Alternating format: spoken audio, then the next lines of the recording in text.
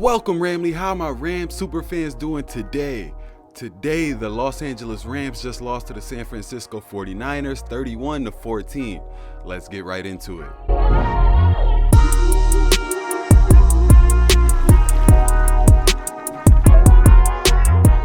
All right, so the Los Angeles Rams are officially done. I mean, not necessarily, but it's just not really looking good for us. This game was pretty much a tale of two halves. At halftime, the Rams led 14-10, and we looked really good. We looked really good on offense. We looked pretty good on defense. The only thing that we gave up was like a little trick play to Christian McCaffrey throwing a touchdown pass. Other than that, defense looked great. Offense was clicking.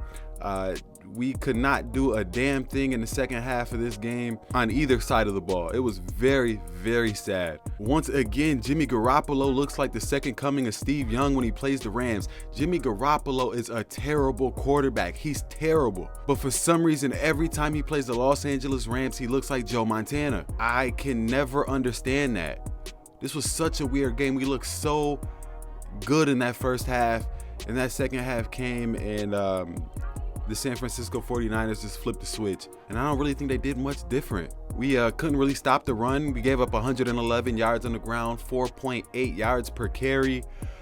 Like I said, Jimmy Garoppolo looked amazing, 21 for 25. 21 for 25. He had 4 incompletions this game, 2 touchdowns, no interceptions, a passer rating of 132.5. That's ridiculous. Matthew Stafford, I mean, at times he looked good.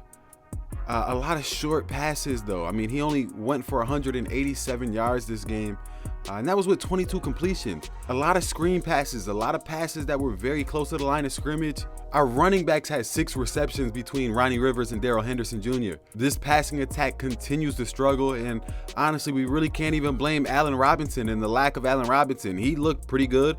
5 catches for 54 yards.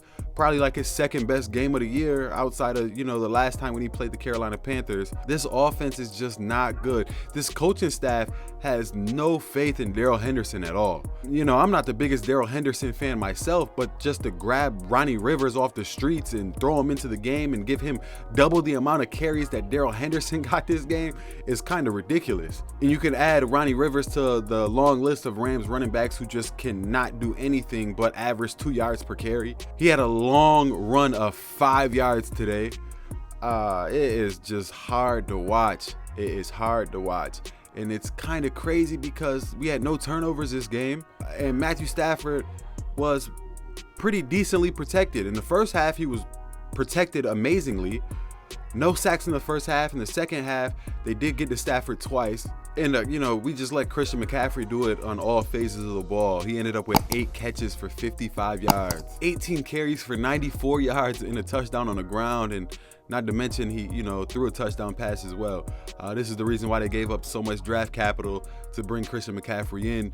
When you get Deebo Samuel back into this lineup, this San Francisco 49er offense is going to look really, really good despite the mediocrity of Jimmy Garoppolo. My hopes, and yes, I mean that, my hopes, because I'm hoping for their downfall because I hate the 49ers. My hopes is that, Jimmy Garoppolo is just going to mess it all up when it matters most because that's what he seems to always do. So, no matter how scary this offense looks, it's never going to be that good with him manning the ship. But when he plays the Rams, he is Peyton Manning Jr., so none of that really matters today. It seems like every time we had them in good position, it was Brandon Ayuk with an amazing catch or, Christian McCaffrey with a 10-yard run. It was just very bad. I don't know. I think at this point, like I said in the opening of this video, I think the Rams are done as far as being a Super Bowl contender. I think we can all get that out of our head. Technically, we're still in the playoff chase because the NFC is so bad. I mean, you have the Atlanta Falcons in the playoffs right now. We're probably a game out of the play. We still might be in the playoffs if the season ended today. I'm not sure. I think us winning the division, we got a long road ahead of us to even think about the division. The 49ers already beat us twice. The Seattle Seahawks, I believe, are 2 games ahead of us now. I don't even think we should even be thinking about the division at this point in the season. We might still be able to make the playoffs as a wild card team, but that will still be very difficult. This team isn't going to tank. They're not going to throw in the towel. That's just not what they do. This team wins now, and that's what they always strive to do ever since Sean McVay has taken over. So I definitely expect them to, still give it their all week in and week out. As far as making trades at the trade deadline, I wouldn't be shocked to see, Les Snead pull the trigger and bring in some, reinforcement along that offensive line, or bring in a running back like Kareem Hunt or something like that along those lines. At this point, the way we look now, I think we need more than just one or two players, though. Like I said, I wouldn't be shocked if Les Snead brought in some people. Because our team never wants to look to the future. We only want to worry about winning now, and I love us for that. But if it was me, I think I would be a little happy if they just stayed put. Let's keep our second round draft pick next season because we're going to need it. Because we need to bring in some reinforcements. We need to completely load up. We need to restructure this offensive line. We need a running back who can run the ball. And I personally think that it might be better suited to do that through free agency next season and through the draft than to just sell off all of our draft picks to get a couple of players now. I think if our team was a little bit better this season, then obviously you bring in some players, you get rid of those draft picks because you want to win this season. I just don't think Kareem Hunt or someone along those lines is going to make that much of a difference this year. I think we need to completely rehaul that offensive line, and we definitely need a new running back, and we could also use a vertical threat down the field. I know this was Van Jefferson's first game back.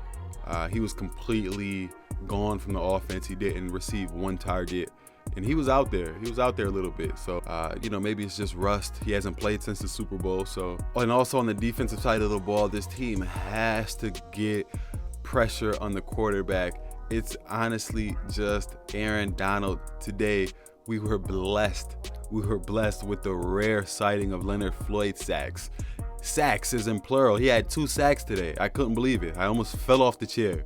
This was his first 2 sacks of the year, I believe. Maybe he has 3 now. I think he might have 1 sack this year before that. He has to go. I don't care. He still has to go. And we need to put people next to Aaron Donald that can generate pressure. When you add the fact that we have to completely restructure that offensive line, we need a running back, we need a vertical threat, we need a defensive lineman that can get pressure outside of Aaron Donald. I think we just need a lot. And I don't think that we can fix all of those holes at this trade deadline. So I think we need to stop worrying about that. Save our draft picks. We can use those draft picks in the offseason and, just work it out through free agency as well. I do want to address spoiled Los Angeles Rams fans, though. This is an issue that really frustrates me a lot. Like, I understand being angry, guys. I'm angry. I'm mad. But we literally just won a Super Bowl. Do you guys realize how difficult it is to win a Super Bowl? Our team this year should tell you how difficult it is to win a Super Bowl.